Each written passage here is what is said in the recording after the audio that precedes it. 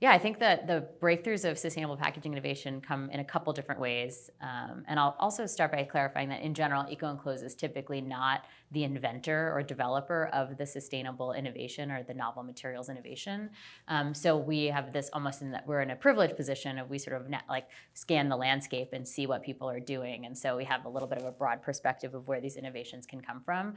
We've seen that they come from a couple different places. So one is like a lot of times sort of a really passionate scientist who might be at university and thinking, oh, like, how can I turn algae into something cool? And then you've got some folks who come at it more from a like problem to solve perspective. So, hey, what do we do about the fact that there's plastic in the ocean? Those tend to be sort of the two, I think, angles, like the science driven, like I'm here to like turn a material into something cool, and then the problem driven.